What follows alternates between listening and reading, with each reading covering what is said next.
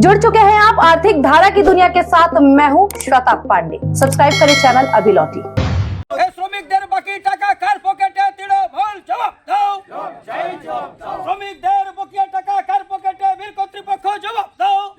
এই অবিলম্বে paper mill খুলতে হবে। सुन सको तो सुनो सत्ता के मठाधीशों, यह आवाज है रोटी और रोजगार की। समझ सको तो समझो, यह आक्रोश है अपने अधिकार खोने का। एहसास कर सको तो करो आम जनता के रहनुमाओं, ये चित्कार है हजारों खाली पेट से निकलने वाली आह का। सुन सको तो सुन लो, वो युवा पीढ़ी जो चाटती है सत्ता के चांदी के जूतों को अपने जीभ से। यह नहीं है विधवा विलाप, यह सवाल है, यह चुनौती है उन राजनेताओं के लिए जो जनता से मांग रहे हैं आशीर्वाद सत्तासीन होने के लिए, लेकिन उनमें तनिक भी नहीं बचा है एहसास मानवीय होने का। लोकतंत्र के इस कथित महापर्व के चिल्लपों में खोने लगी है हजारों श्रमिकों की आवाज। जी हां, मैं चर्चा कर रही हूं वल्लभपुर पेपर मिल के हजारों श्रमिकों की, जिनकी छिन गई है रोजी रोटी। 4 महीनों से नहीं मिला है बकाया वेतन। चुनावी कोलाहल में जिनकी सुनने वाला कोई नहीं। बंगाल पेपर मिल से जो शुरू हुआ था सफर, आज थमा है आकर वल्लभपुर पेपर मिल तक। यह विरासत है रानीगंज के औद्योगिक संपन्नता की। 19वीं शताब्दी में फ्रांस से शुरू हुआ था पेपर मिल का सफर। ब्रिटिश शासकों ने दिखाई थी अपनी दिलचस्पी से भारत के विभिन्न इलाकों में स्थापित की गई पेपर मिलें। लखनऊ में साल 1879 में स्थापित हुई upper India copper mills limited. साल 1882 में बंगाल के टीटागढ़ में स्थापित हुई टीटागढ़ पेपर मिल। इसी साल बंगाल के काकीनाडा में स्थापित हुई इसकी दूसरी यूनिट। चौथी पेपर मिल 1884 में स्थापित हुई पुणे महाराष्ट्र में। देश की 5वीं पेपर मिल लगी रानीगंज में 1879 में। नाम था बंगाल पेपर मिल्स लिमिटेड।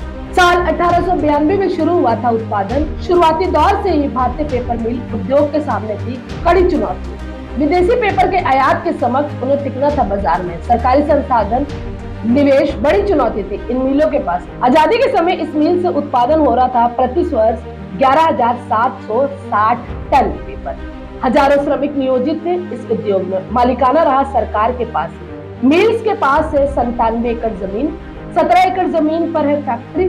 80 एकड़ जमीन पर फैली है श्रमिक कॉलोनी, अस्पताल, स्कूल, सहयोगी संस्थान। कंपनी के पास है अपना captive plant, raw material, storage सुविधा, कोल यार्ड, रिवाइंडर, लैब। लेकिन इन सरकारी कंपनियों के तर्ज पर इसका भी है बुरा हाल।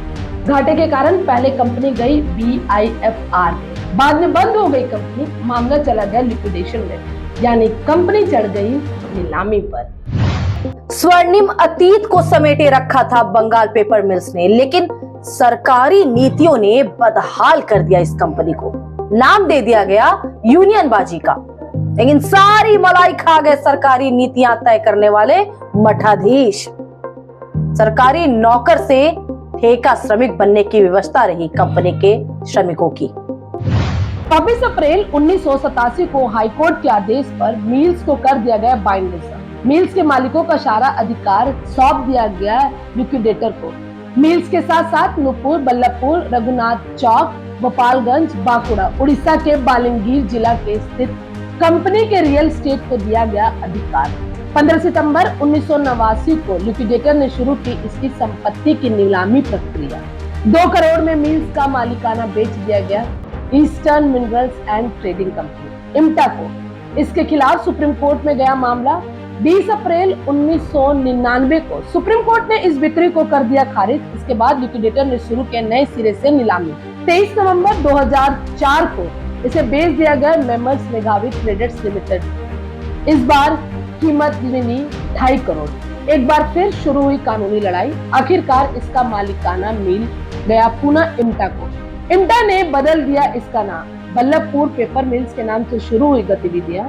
फरवरी 2009 में शुरू हुआ उत्पादन। ब्रांड बना परंपरागत शेर।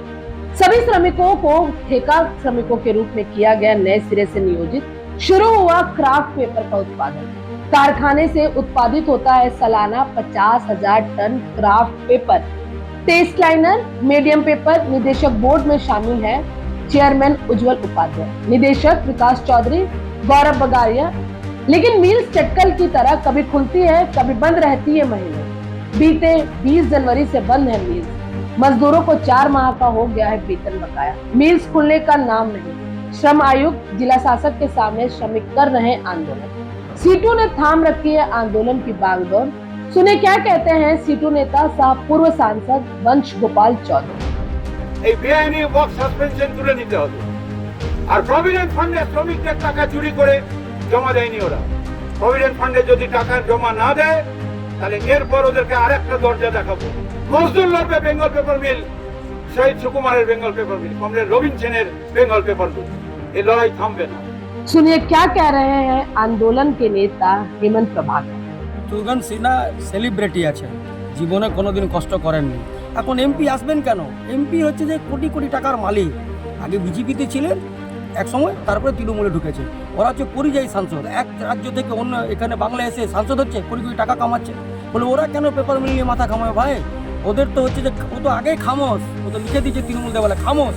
তাহলে পেপার মিল খামোশ। আমরা প্রতিদিন লড়াই করছি। আজকেও গেটে আমরা জমা হয়েছিল। আমাদের দাবি যে মিল খুলতে হবে এবং বাকি বকেয়া টাকা বেতন শ্রমিকদের দেওয়া হয়নি, সে টাকা দিতে হবে।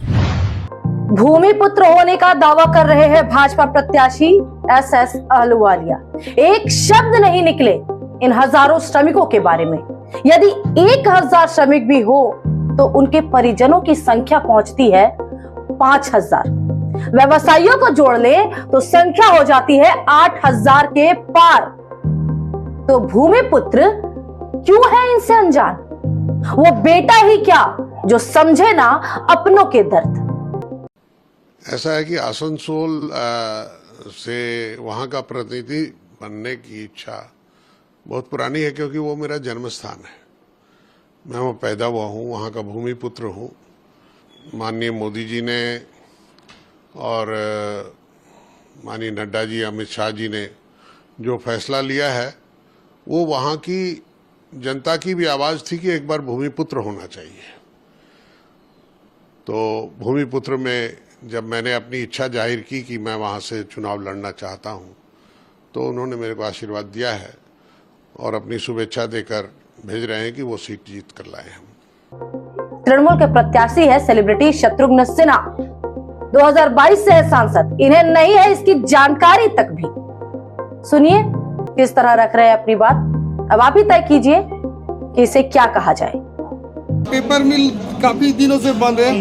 3 महीना अभी हो गया, तो अभी भी खुलने का कोई असर नहीं है। तो क्या अरे भाई, आप अभी सारी कोई नया काम अभी ना हाथ में टेकअप कर सकते हैं। मैं नहीं, कोई भी नहीं। अभी अपने माननीय प्रधानमंत्री भी अभी टेकअप नहीं कर सकते हैं।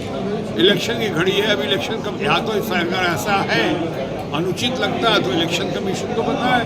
लगभग 1000 लोग बेरोजगार हो चुके हैं वहाँ। धन्यवाद, नमस्कार। तो नाम है जनता के बीच जाने का, लेकिन हो रहा है रोड शो।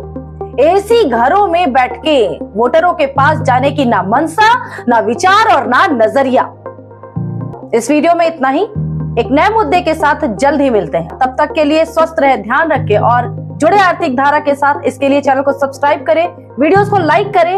वीडियो पसंद आती है तो वीडियो को शेयर करें, ज्यादा से ज्यादा लोगों तक पहुंचाएं। हमसे जुड़ने के लिए हमें फेसबुक और एक्स पर भी फॉलो कर सकते हैं। नमस्कार।